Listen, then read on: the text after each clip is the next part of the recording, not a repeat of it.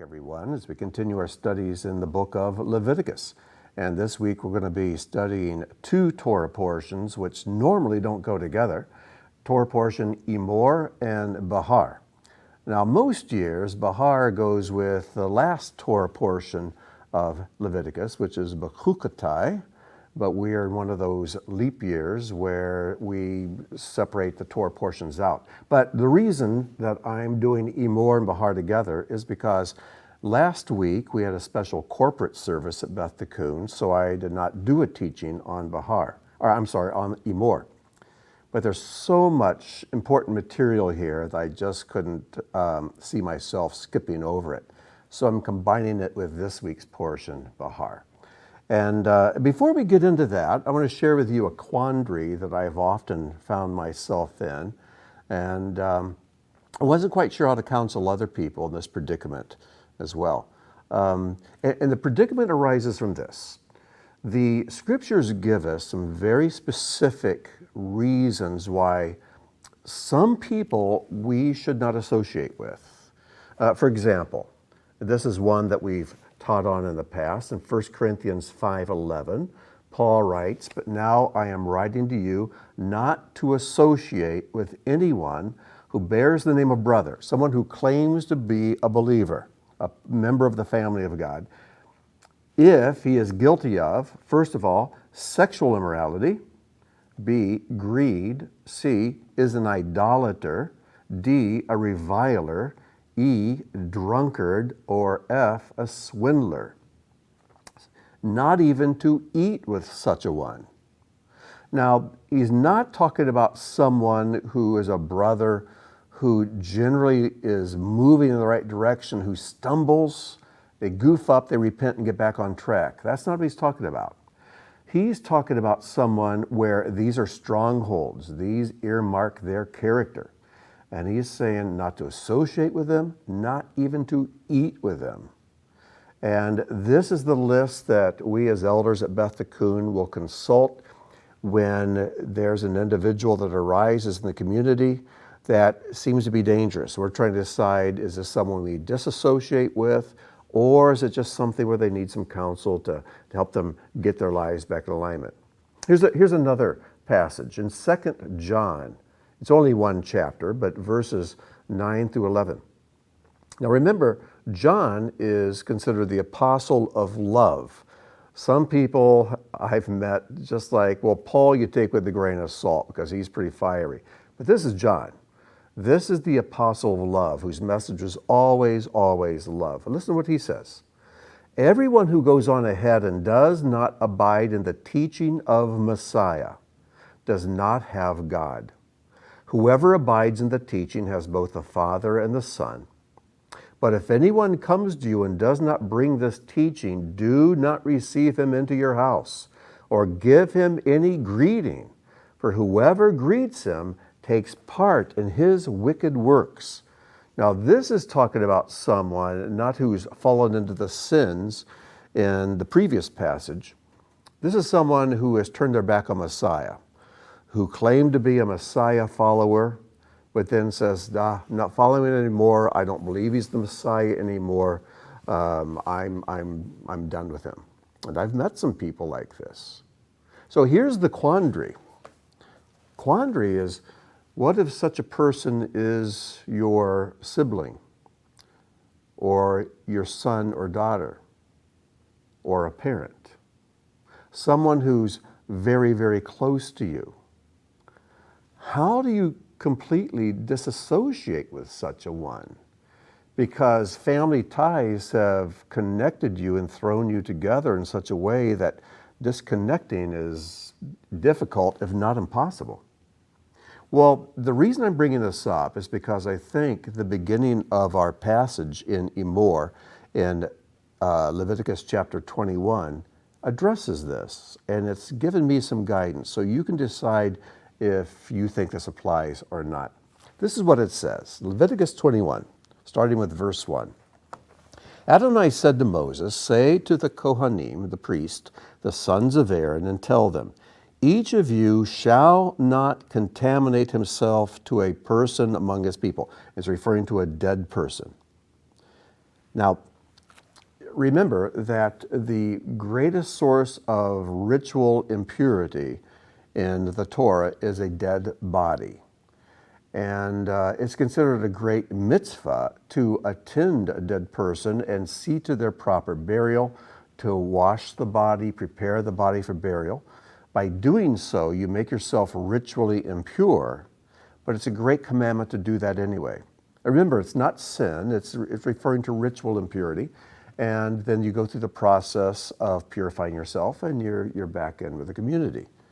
But it says to a priest, to a Kohen, you are not to touch a dead body at all, with these exceptions. Verse 2, except for the relative who is closest to him, to his mother, and to his father, to his son, to his daughter, and to his brother, and to his virgin sister who is close to him, who has not been used or wed to a man. To her shall he contaminate himself. A husband among his people shall not contaminate himself to one who desecrates him. Excuse me. So we see here, and often God includes exceptions to commandments. And this is one of them. So a priest, because of his role in the community of Israel, because he serves in the tabernacle, the temple, and at the altar, he is not to contaminate himself under any conditions except for these: a father or mother, a son or a daughter, a brother or an unmarried sister. And maybe I'm taking it too far, but you decide that for yourself. But I think in the passages we've looked at in 1 Corinthians and here in 2 John, when it talks about disassociating with someone who's completely overcome in a sin, who's rebelled against God, who's denied Messiah, I think we need to follow the advice, the commandment that is given to us through Paul and through John. But maybe there's an exception if it's a mom or a dad, a brother or a sister, a son or a daughter. Because I think with them, there's still a connection. They can lose all the other connections, but I think this is a connection that needs to be preserved so that we can continue to be a light to them, a source of love and hope to them. So again, you decide. I don't want to steer you wrong and give you wrong counsel, but to me this fits. Because I think everything in the Torah, every principle here, is good for our teaching, for our correction, for our instruction in righteousness. And though there's no literal Levitical priesthood today, I think these principles can still apply to us. And I believe this is one of the ways that they do that. Now let's continue in chapter 21, and let's go on down to verse 16. And I think I can speak for all of us that when we read this for the first time, it's a bit shocking and troubling. This is what it says. Adonai spoke to Moses, saying, Speak to Aaron, saying, Any man of your offspring throughout their generations in whom there will be a blemish shall not come near to offer the food of God, food of his God. For any man in whom there is a blemish shall not approach. A man who is blind, or lame, or is, now it says whose nose has no bridge. We're not quite sure how to translate that, but has a mutilated face, has a mutilation somehow in his face, but it seems to be attached to the nose in particular. Or who has one limb longer than the other, or in whom there will be a broken foot or a broken hand, a dwarf or hunchback, or a blemish in his eye. It's actually a confusion of the eyes. It would seem to be cross-eyed, or a dry skin eruption, so like eczema, or a moist skin eruption, or has crushed testicles. Any man from among the offspring of Aaron the Cohen who has a blemish shall not approach to offer the fire offerings of Adonai. He has a blemish. The food of his God he shall not approach to offer. The food of his God from the most holy and from the holy may he eat. But he shall not come to the curtain. He shall not approach the altar, for he has a blemish. And when you read this, you think, wow, God doesn't like people who have imperfections, physical imperfections, blemishes, or handicaps. And that's not the case at all. And once again, we must remember that all of the teachings of Torah are profitable for our teaching and for our correction, for our instruction in righteousness. So we have to ask the question, how does this apply to us?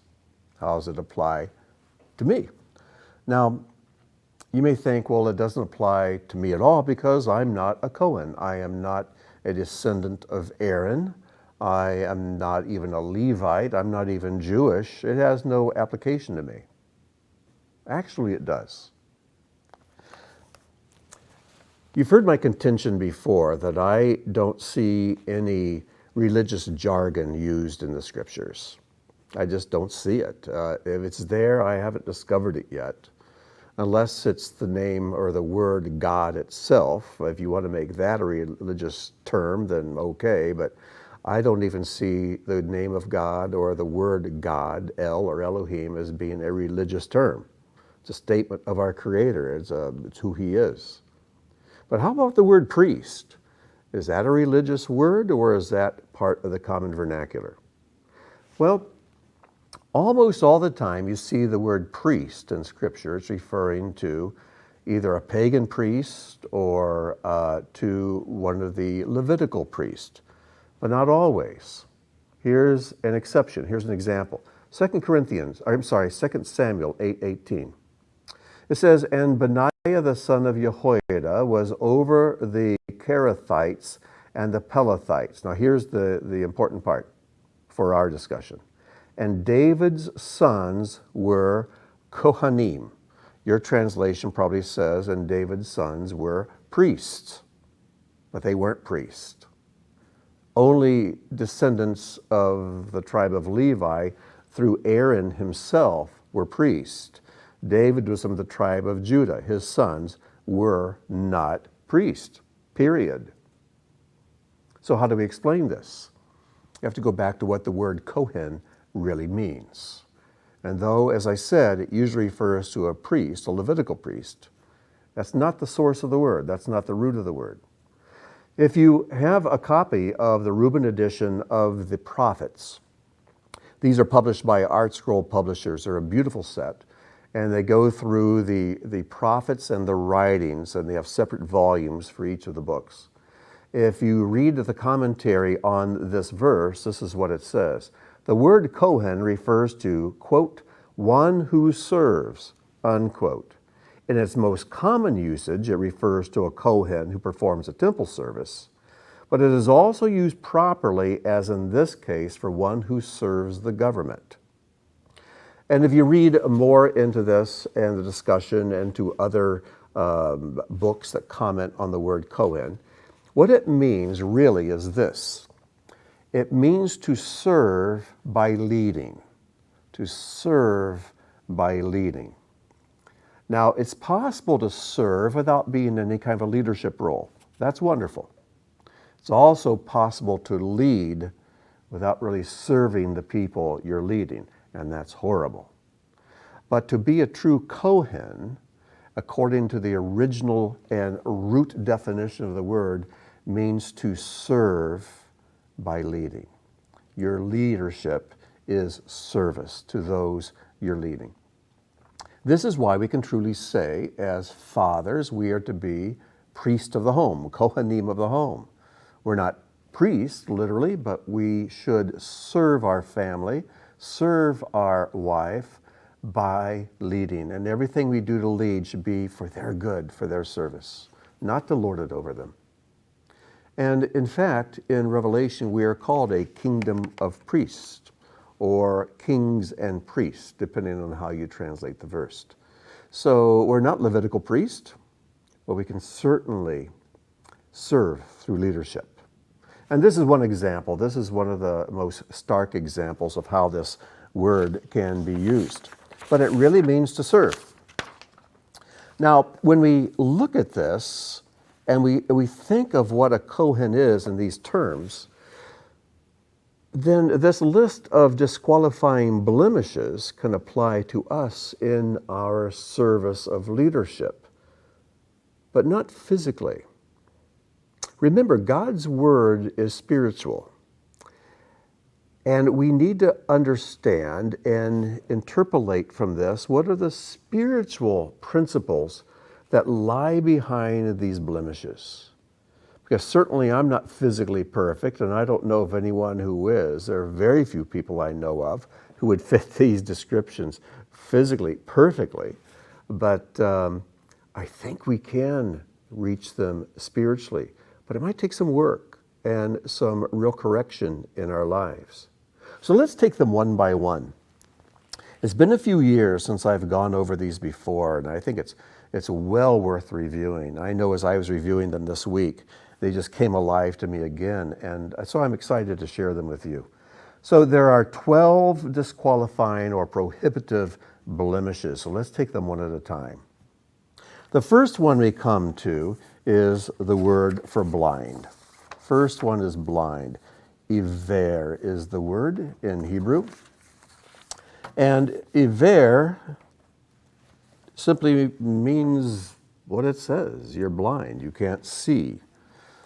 And how does a blind person live? If they're in a room, and you can do this experiment yourself if you need to, go into a place you're not familiar with, or even if you are, turn out all the lights, close the blinds so it's totally dark, or put a blindfold on and see how well you do navigating the furniture and the things in that room. What's going to happen as soon as the lights go out, your hands are going to go up. You're going to start living now by your feelings. And people who are spiritually blind live by their emotions. It's the way it is. If we have spiritual light, if we can see spiritually, we can put our emotions down. Just as if you can see physically, you can put your hands down. I don't need to feel my way through a room. If I can see spiritually, I don't have to feel my way through life. And so, a person who lives by their emotions is spiritually blind. A person who lives by their emotions cannot serve in leadership because they're going to make the wrong decisions. They don't see things as they are. They see things as they are. They see things through their own emotions. Learning how to quiet the emotions is a powerful Musar trait, a powerful discipline. And this is why generally the older a person gets, the emotional dictatorship in their own soul should die away to where they can think more clear-headedly. I know as I get older, there's pretty much not anything I haven't been through already, and I don't get worked up as easy. Whereas a child is shocked and emotional about every little thing that happens. As we get older, those emotions should quiet down. They're given there for us to enjoy, and the emotions are given to us to connect with others, to weep with those who weep, to laugh and rejoice with those who are rejoicing. But they are never given to us to lead us. We should never be led by emotion. It'll lead us wrong every time. And of course, the most caustic and dangerous of all emotions is anger. So, blindness is not something that can be tolerated if we want to be in leadership or are in leadership. We don't walk by sight. We walk by faith, is what we're told. And I'll give you some passages as we go through here. And you'll find all of these in the notes as well. But 2 Corinthians 5:7, for we walk by faith, not by sight. And I also think of 2 Corinthians 6, the story of Elijah and the servant. Elijah's servant could see all the armies coming, surrounding them. Elijah, he just didn't even raise an eyebrow at it. And his servant's getting all emotional and frightened. And so Elijah simply says, he says, do not be afraid, for those who are with us are more than those who are with them. Then Elisha prayed and said, oh, Adonai, please open his eyes that he may see. So Adonai opened the eyes of the young man, and he saw, and behold, The mountain was full of horses and chariots of fire all around Elisha. So they were always there, but the young man couldn't see them. And maybe his emotions and his fear were one of the things that blinded him to the reality. The next thing is that he cannot be lame. And what's interesting is the word here for lame is the word Pesach, the same word that means Passover. The word Pesach kind of means to stumble, to trip, to jump, to have like an erratic pace.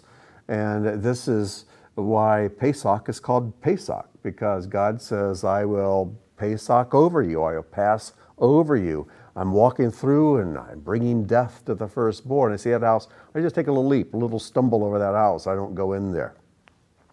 So the lame person, the person who's spiritually lame, cannot serve in leadership. What does it mean to be spiritually lame? It means he walks, a person who's not lame walks without stumbling. He can stand reliably, but a person who's stumbling, a person who is unreliable in his stand and walk with God, should not be put in leadership yet. He should wait. You know, a child, when they're first born, can't move or roll or do anything at all. Then they can start rolling. Then they can start crawling. And then they can start standing, but not very well. Then they might take a tentative step while they're holding on to something. And when they start walking, they fall down all the time. But hopefully, by the time you get a few years under your belt, you can walk across a room without falling on your face or on your behind. Spiritually, the same is true. We have to learn how to crawl, and then to stand, and then to walk with assistance, and then to walk alone, and then to walk alone without stumbling. And this is a skill that's developed. And those who would serve in leadership have to be people who are not prone to stumbling. They're stable. And then the next one says a disfigurement, but it has something that has to do especially with the nose. We know that. The word here is interesting. It's the word charam. And when this is pronounced cherem, it means to segregate, to distinguish. You find this word a number of times in the book of Joshua and elsewhere, where people had to be able to discern between something that is okay and something that's not. For example, in Exodus 22:20, we read, "Whoever sacrifices to any god other than Adonai alone shall be segregated, cherem, to destruction, set apart for destruction." Usually when we see set apart, it's the word kadosh, which we translate holy most of the time. But this is set apart, cherem, for destruction. We have to make a distinction. People who sacrifice to God, but those who sacrifice to other gods and to idols. They have to be set apart. But here's another one that's more interesting and more applicable, and that is in Joshua 6:18. "But you keep yourselves from the things cherem, segregated." Your translation may say devoted to destruction. "Lest when you have devoted them, you take any of the devoted things and make the camp of Israel a thing for destruction and bring trouble upon it." Remember the story of Achan, who took a garment and some silver and gold from Jericho and hid it under his tent?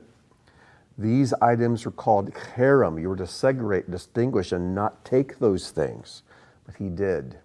And as a result, it brought disaster to the people of Israel. But when God finally revealed who it was, they had to take Achan and whose name means trouble, take him out of the camp and execute him. So, what does it have to do with the nose? Well, where's the nose located? I mean, the senses, I have 2 ears, one on each side of my head. I have 2 eyes, one on each side of my nose. I have 1 mouth and then nostrils. But the nose is what separates the face. It's the part that's like a dividing line between the left and the half side of the face. Now, if I look to the left, I can see the outline of my nose. If I look all the way to the right, I can see the outline of my nose. My nose separates what my left eye sees and my right eye sees. So it's saying here that the nose cannot be deformed, it cannot be broken, it cannot be off to one side, because it's almost like the nose where the spiritual sensitivities are. The nose and smell always represent the spiritual. In fact, the word for smell and the word for spirit are almost exactly the same. Reach for smell, ruach for spirit.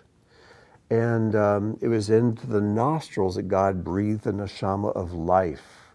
So it's like this balance. It's this balance and distinguishing to be able to see left and right, able to see things in proper balance and discernment, to recognize what is physical on the left, what's spiritual on the right, and be able to discern. And discernment is very much a spiritual sense, a spiritual sensitivity. And we cannot afford to be in leadership. We cannot serve as leaders if we cannot discern. We have to be able to discern things that do not appear to the eyes. We have to be able to discern things according to their spirit.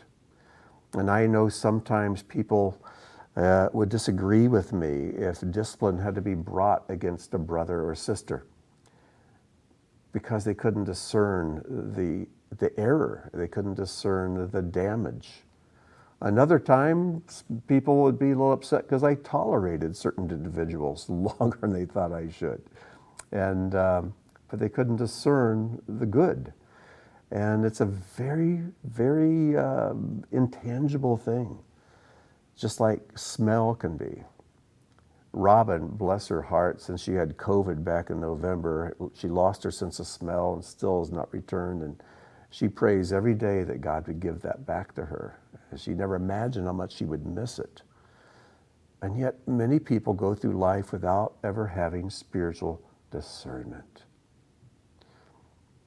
And just like you can smell a carton of milk and tell if it's gone bad or not, discernment lets you tell things that look normal, but you can tell that they're not right.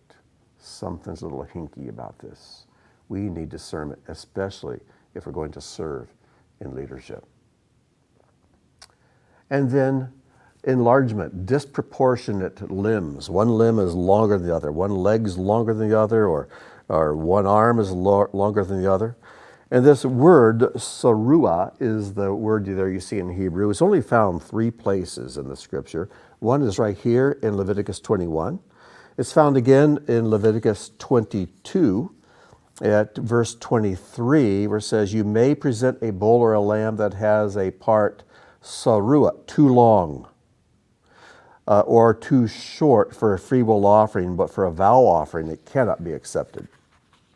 And then you find it a third time over in Isaiah 28:20, which says, it's referring to a bed. For the bed is too short to stretch out. And here's the verb form, sarah, to stretch out on. So it's referring to the length of something. And so arms have to be the same length, legs have to be the same length, because if things are not the same length, they are out of balance. We have to have a balanced walk.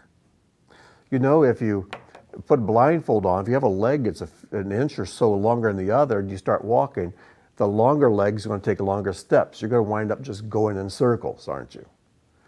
So if we want to have a balanced walk, we have to have legs the same length. If we want to serve in leadership, we must have a balanced walk. A spiritual man is not one who ignores the physical, but he's one who's able to recognize the physical, apply God's commandments to the physical, and elevate the physical to the holy. A spiritual man enjoys all the pleasures of the physical, but he does so according to the guidelines of the Torah. And he never goes to an extreme of pursuing the physical at the expense of the spiritual, or trying to pursue the spiritual by making his life in this world something unattractive. Yeshua had the spiritual and physical in perfect balance, and he was the most spiritual man ever. But even so, he had a reputation as a drunkard and a glutton. Though he was not a drunkard and was not a glutton, but he drank wine with his friends. He enjoyed good food. And so as an excuse to attack him, he's a drunkard and a glutton. He was neither of those. But he was enjoying the gifts God gave, but doing so according to the guidelines God gave. Remember, every pleasure has its origin in God. It comes from him. And we're told in the Psalms that at his right hand are pleasures evermore. Every pleasure comes from him. But the enemy wants us to enjoy God's pleasures in the wrong way, to the wrong degree, or at the wrong time. And when we do that, it becomes sin. And as you've heard me say so many times before, once the enemy uses a pleasure to trap us into sin, then we have an addiction, and then he eventually removes the pleasure altogether. Because the pleasure is the part that God contributed to the mix. So, if sometimes God's commandments seem a little restricting, trust me, the purpose for those restrictions is so that pleasure is maximized and not minimized. God's commandments concerning marriage is that the marriage relationship can be enjoyed to the maximum. His rules concerning food are so we can enjoy food to the maximum and to the greatest degree of health. And when it comes to the pleasure of wine, we follow his rules so we can enjoy wine in the proper settings and as a celebration, but never to abuse it. Because if we abuse alcohol in any way, it will abuse you and it will damage you. So it's a matter of learning to walk in balance. Physical and the spiritual. When you walk left, right, left, right. Physical, spiritual, physical, spiritual. Then you can walk a straight line. We are human beings. We are souls. We have a body. We have a spirit. And as a soul, what we are to do is to walk according to the truths God's revealed to us through his Spirit, through his word that he's spoken from the spiritual realm. And we are to make the physical submit to those rules. And when we do, we will live as a complete human being. And that's what the Torah is. It's the handbook for how to be a human being. And if we don't follow the handbook, we'll try to either be an angel or we will become an animal or worse. But we won't be a human being. All right, enough. Let's move on to the next two. The next two, a broken foot or a broken hand. I put these together because these are temporary. And also, they come from the same cause. What causes you to break your foot or to break your hand? It always happens because of a fall, or almost always. I guess something could fall on you. But generally, I broke my arm once when I was a kid playing football because I fell and somebody else then fell on me. But a fall. A fall will break a foot. A fall can break a hand. And so we need to be careful they were not people who fall, because a broken foot impairs our walk, a broken hand impairs our work. And again, these can heal up. These are not permanent conditions, hopefully. But we must not have impaired ability to work or an impaired ability to walk. And if we do go through something that damages us in that way, we need to step aside for leadership for a while. But the ability to walk and to work is something we need to serve through leadership. Now, this next one is a little difficult to translate, but we think it means a hunchback. The Hebrew word there is the word gibain, and it only appears here in that form. But in Psalm 68:15, there's a form of this word. It says, O mountain of God, mountain of Bashan, O mountain of many Gibnon, many peaks, many tops, mountain of Bashan. Now, peak has this hump shape to it. And so it's generally understood that a Gibeon is someone who is a humpback, a hunchback. What does this mean spiritually? We are to stand tall, stand upright. I know I don't have the best posture, and I have a wife who loves me enough and humbled enough to correct that. And so I'm always trying to sit up straighter. She has her work cut out for her, though. And but a humpback is one who cannot resist the downward pull of gravity. And there's a downward spiritual pull, a spiritual gravity that always wants us to kind of give in. Anyone who has big muscles, they have those because they're resisting gravity. They lift heavier weights. So it's called resistance training. They're resisting the downward pull of gravity. And so a person who is strong can resist the downward pull that is always exerted on us to just give up, give in, take it easy. Don't do anything that's difficult. And God says, no. Don't let gravity win. Don't let the spiritual gravity of just giving into the culture, just giving into the physical, just giving up. Don't do that. Resist it. Stand strong. And a person who wants to serve by leading has to stand, has to resist the downward pull of the culture and of just the physical and of laziness and sloth. He has to stand. He has to resist that. We just have a few more. So we go on. The next one we come to is you can't be a dwarf. Now, that's the best way we can translate it. It can also mean frail. The word there is dak. And it's a word that we've actually encountered a number of times before. You find the word using to describe the manna in Exodus 16:14. It says, and when the dew had gone up, there was on the face of the wilderness a fine, thin thing. That word for thin is dak. A thin thing, fine as frost on the ground. Remember Joseph's dreams. He had the dream about the cows, the healthy ones and the ones that were dak, they were thin. And of the wheat, the ones that were fat and full, and then the ones that came up that were dak, they were thin. But also over in 1 Kings 19:12, remember then Elijah fled after the showdown of the priest of Baal. He was hiding in the cave, and then there was an earthquake and fire and wind, but God was not in those things. But in verse 12 it says, and after the earthquake a fire, but Adonai was not in the fire. After fire the sound of a thin whisper.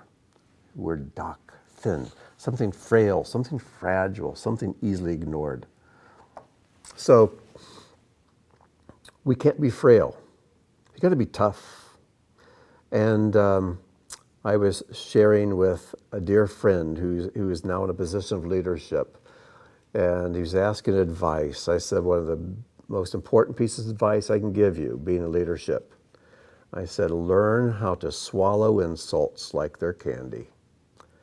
Because anyone who steps into position and is called to position of spiritual leadership, the insults are going to come. The slights and the nasty looks and the misunderstandings are to come. They're just going to come. Just learn to swallow them. Just swallow them down without batting an eyelash, without getting emotional. You just take it. You just take it because you're not frail. And you can tough it out. And it's easier said than done, but it can be done. I assure you it can be done. So, in fact, what does Messiah tell us to do? He says, rejoice, be exceeding glad when people speak all manners of evil against you falsely for my sake. And this is the one beatitude that is the longest. It takes 2 verses. He tells us to rejoice. Says, this is the way they treated the prophets. He said, I'm letting you experience what I've experienced, what all the people of God have experienced when they have stood for me. And we are to rejoice. You know, a book I generally recommend. It's a short book, but it's a deep read. It's called Tomer Devara, The Palm Tree of Deborah. It was written hundreds of years ago, and it's translated into English, and there are many different editions you can get. But it makes this wonderful insight. It says that humility is learned through suffering. And then it asks the question, if humility is learned through suffering, and none of us want suffering, but that's how we learn humility. He asked the question, what is the best form of suffering to experience? You had to pick one kind of suffering, what would you pick? And then he answers the question and says, persecution, ridicule, having things said against you that aren't true. Why is that the best form of suffering? Because it doesn't damage your health, it doesn't damage your income, and there's all these physical things it can't do to you. It's just words. And though it can hurt so much, hurt more than physical damage, if we learn not to let it hurt us, but to be strong, not to be thin and frail, but to be strong, you just swallow the insults like candy and you rejoice, provided the suffering, the insults are coming because you're doing things right, not because you're doing things wrong. It's like that old saying, if one person calls you a donkey, ignore them. If 2 people call you a donkey, think about it. If 3 people call you a donkey, buy a saddle. So you have to make sure that when you're being called names, you need to measure, make sure, does this apply to me? Be humble and learn from it. But if it doesn't, then ignore it. Keep going. Don't waste your life on earth defending yourself. Just keep walking. Be tough. Don't be frail. The next one, crossed eyes. And this is tebelul be'eno. Eno is the word for eye, ein, but this comes from the word balal, which means to be confused. So confused eyes, and we tend to think about this as crossed eyes. Some have suggested it might mean cataracts, but that would go more towards blindness, which is number 1 on the list. The crossed eyes. People with crossed eyes can see, but they don't see accurately. And it's possible to have spiritual vision, but not to have good spiritual vision. And when you have crossed eyes, you see 2 of everything. You're not seeing things distinctly, and you're not seeing things with depth. Your eyes don't see the same, but they should see together. And people who have good eyesight in both eyes, they have better depth perception. They can tell distance. But people who can only see out of one eye don't have that depth perception. It takes 2 eyes to triangulate and see how far away something is. People with crossed eyes, though, see in a confused way. And I've met people who have spiritual perceptions and aptitudes, but they're very confused. They're very confused. They have not trained themselves, or something's wrong, to where they can't really interact with the spiritual in a reliable and accurate way. So, if we're seeing things spiritually but in a confused way, we need some corrective lenses. We need to ask God to help us to see things more precisely. Now, the next 2 I put together because both of these are also temporary things, and they're things on the skin. We have the one that's gerav, which is eczema, garav, and the other is yalephet. And these really refer to scabs. Eczema is a disease that can be cleared up over time. And scabs are damage, they're scars. That eczema is from a disease, but a scab is from a mishap that is healing. And so when we have these kinds of things happening, give them time. Because sometimes we get ill. When we're ill, we need to take time to heal up. Sometimes we get wounded. And if a wound is something that's severe enough to show, we need to take time off. We need to take time and heal. And I'm speaking spiritually. If you're spiritually wounded, take a break, but then get over it. And if you're spiritually ill, take a break. Do what's necessary to recover from that, get over it, and get back into the game. But a person who's spiritually ill or spiritually wounded, they need to take a break from leadership. So these are the blemishes that are temporary, they're surface, but still there are times we just need to take a rest, take a break. And then the last one, crushed testicles. And this is pretty obvious what this refers to. This is someone who's not fruitful. And I know of people who have served and led and done things for years and years and years. There's just no good fruit. They're like artificial fruit. They look great, but there's nothing life-giving within. And these are the people who are spiritually sterile. They're not bad people, but there's just something missing there. They have all the form, but the life isn't there. And they're not reproducing spiritually. They're not making disciples. So this kind of person should not be in spiritual leadership. They can't really lead and serve by leading. So here's a quick review. Here's a summary.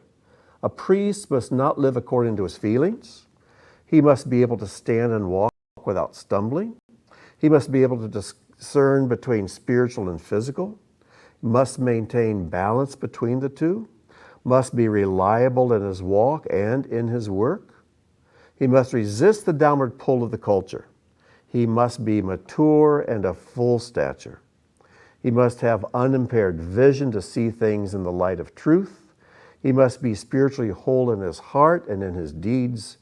He must be fruitful. It's a tall order, but spiritual leadership is a tall order. And so for fathers, for those who teach discipleship classes and Bible studies, for anyone who finds himself position of elder or pastor, whatever your realm of spiritual leadership may be, take this as a list of things that you need to focus on and improve. And but may I suggest you not hold off your service until you're perfect in all of these. You may never be perfect. It's a very tall order.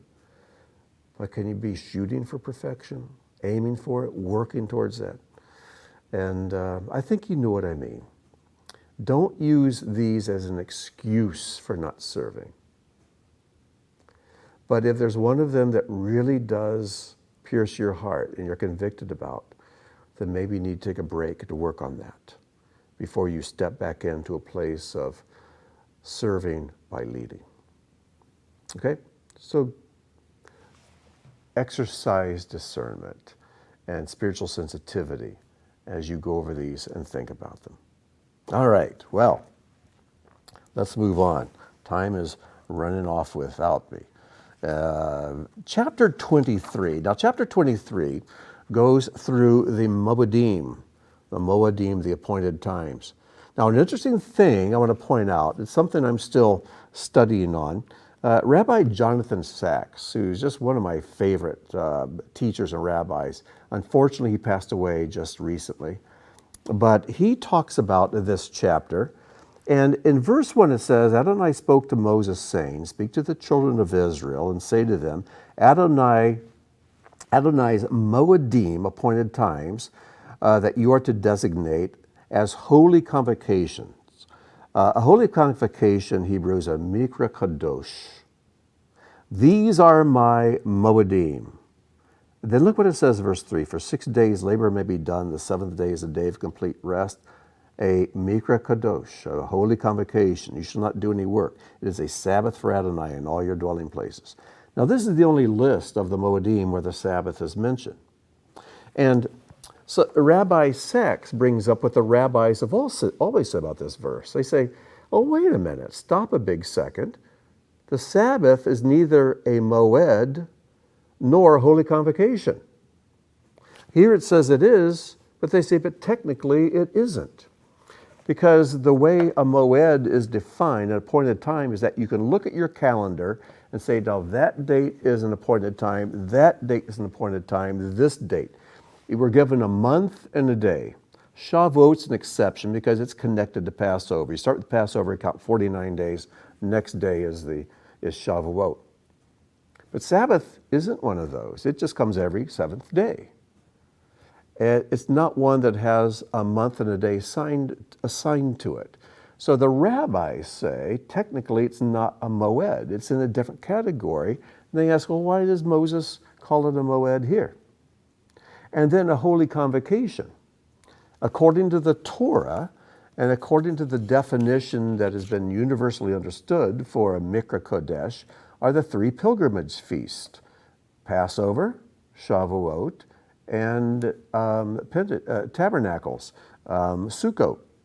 These are the three Mikra Kadosh, where the males from Israel all come to Jerusalem, to the temple, to observe this day. But we don't go to the temple every Sabbath. They never did. So the question comes back, why is Moses calling the Sabbath a moed and a Mikra Kadosh, a holy convocation? And then Rabbi Sachs gets into this, and other rabbis discuss it as well. But what they say is basically the Moedim and the holy convocations are all expressions that give insight, that crack open to show us what occurs in every Shabbat in some degree or other. And that all of these are somehow an expression of Shabbat, although Shabbat is not distinctly one of these. It's just something to think about. It's something I'm puzzling over, and I invite you to puzzle over it as well. But the thing I want us to look at here is as you're going through the Moedim, in verse 4, you come to Passover. And of course, that's the week of unleavened bread. And then you count the Omer, starting in verse 9. And it talks about the Omer count and Shavuot, Pentecost, which is coming up here just in a few weeks, in verse 15. And then you come to verse 22, which seems to have nothing to do with the Moedim. Up to verse 22, you have the spring Moedim. Then starting in verse 23, you have the fall Moedim. You have Rosh Hashanah, or the Feast of Trumpets, and you have Yom Kippur, Day of Atonement, and you have Sukkot, the Feast of Tabernacles. So what's verse 22 doing just hanging out here? Let's take a look at it. This is what it says. And when you reap the harvest of your land, you shall not reap your field right up to its edge, nor shall you gather the gleanings after your harvest. You shall leave them for the poor and for the sojourner. I am Adonai your God. What's going on? Well, let's take a spiritual approach to this and a prophetic approach to this. We know that when Messiah came, he was crucified on Passover to remove our sins, because Passover begins the week of unleavened bread. Leaven is taken away. Leaven is a picture of sin, always is. He rose from the dead on the third day, which is the beginning of the barley harvest. It's the day of first fruits. And then as you count the Omer on up to Shavuot, or Pentecost, we all know what happened there in Acts chapter 2, 50 days after Passover. That is when normally Israel all comes to Jerusalem, to the temple, to celebrate the giving of the Torah at Mount Sinai. But what happened?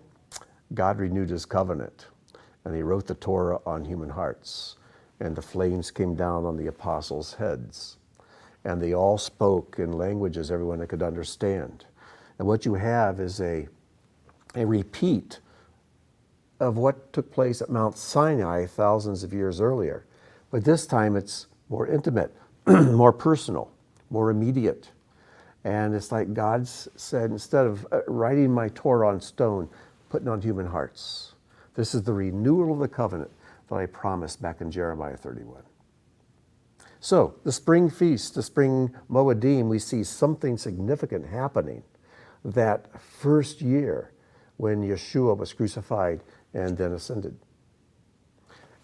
And can't you imagine that the apostles are all very excited for Rosh Hashanah to roll around? What's God going to do in Rosh Hashanah? Maybe this is the day that Messiah returns, but nothing happened.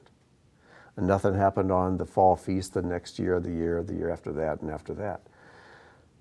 And it would seem that when Messiah returns, and there's the trumpet of God, the shofar of God is blown, and then the judgment comes, which is what Yom Kippur pictures.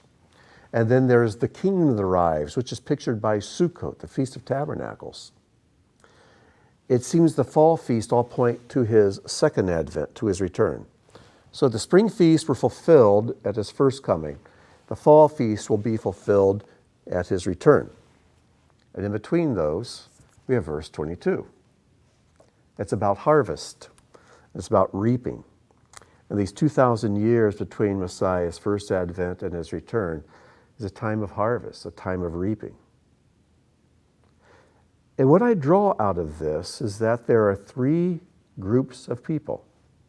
We have the workers, because it says, when you reap the harvest. These are the people who have plowed the soil and they have sown the soil. They are harvesting the crops. These are the workers. These are the ones who are invested in doing the work. But it says that when you harvest, you leave the corners. The peyote of the field should not be harvested. Another place talks about when you drop a cluster of grapes or you drop some grain. Don't bend over to pick it up. Just leave it there. And you shall leave it for the poor and for the sojourner, the one who's just passing through. So we see that we have the workers, we have the poor, and we have the sojourners. And I know in my years of leading Beth Tikkun, we've had the workers, the people who are invested in the community, rolling up their sleeves, doing the work. And I tell you what, a great, great congregation. What a congregation of workers and volunteers. It's like you just think of what needs to be done and people are showing up to do it. It's been amazing. But there are people who are just, for whatever reason, they're spiritually poor. They're poor in their souls. They're just unable to do the work. And I think God is telling us here, you bless them anyway. And if they can't do the work, and they're not invested in the work for whatever reason, and maybe they're just not workers yet, you be gracious to them. You make sure they're fed. You leave plenty for them. You take care of them. And then there's some people just pass through. Over the years, we've had people who've come and stayed for a few weeks, a few months, maybe a year or two, and then they move on to something else. And I've always said that the doors of Beth Tikkun are open for you to come in. And if you want to stay, wonderful. God bless you. If it's for a while, for a season where you need to rest, you need to be fed, you just need to kick back and take some things in, God bless you. We're not going to hold on to you. And if you need to move on, God leads you someplace else to a different work. We're glad we were here to be of assistance. And we've had many of those that we've stayed friends with over the years. So we want to be careful we don't just say, well, what we do here is just for the workers, but not for the poor and the people passing through. We want people invested and committed. Of course we want people invested and committed. But God cares about all three groups. And so any of you who oversee communities, faith communities, you're a pastor, a rabbi, or small group leader, or whatever, I hope you keep this in mind. And take care of the poor. Take care of the people just passing through. You love on them anyway. And you feed them and bless them anyway.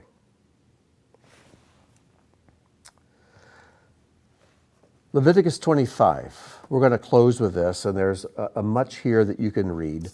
But Leviticus 25 talks about the Shemitah year. The word Shemitah, I'm not sure that's even used in the text, but it's come to be known as the Shemitah year. Shemitah is the Hebrew word for release. And God gave a commandment that you sow and harvest your land 6 years, but on the 7th year, that is the Sabbath year, you don't sow, you don't harvest. Just eat whatever comes. You don't go and gather the harvest into your barns. And whatever grows up there is just for people to eat, for the owner, for the people passing through. It's just for everybody. But you don't harvest it and take it into your barns. You just leave it and let the land rest every 7th year. And it also talks about the Yovel year, where we get the word Jubilee from the word Yovel. And the Jubilee came every 7 sevens. So after 49 years, you would then have a Yovel year where all kinds of things were released. Slaves were released, property returned to its original owner, and so on and so forth. The land would rest. And as you read through the passages, and there's the passage about leaving the land to lie fallow, and God's warning. If you skip ahead to 26:43, he says, "For the land will be abandoned by them and will make up for its Sabbath while it is made desolate without them." He's saying, if you don't keep my Shemitah years, you don't let the land rest, I'll drive you out of the land so the land gets to rest on its own, even if I have to take you off of it to give the land its rest. And sure enough, this is what happened. And you can read about it more in Jeremiah 25, 8-11, and Jeremiah 29, 10-14, and the passages that are on. For the sake of time, we're not going to get into those. But we know what happened. The Shemitah years came and went, and Israel continued to work the land and harvest it and gather it into their barns. They did not observe God's 7th year of rest. And I want you to think about what probably went through their minds. You know, they work the land, they harvest for 6 years, the 7th year comes around, and, ooh, this is a Shemitah year. Can we really trust God? Can we really trust Him to provide enough food if we're not working and sowing and harvesting and all that?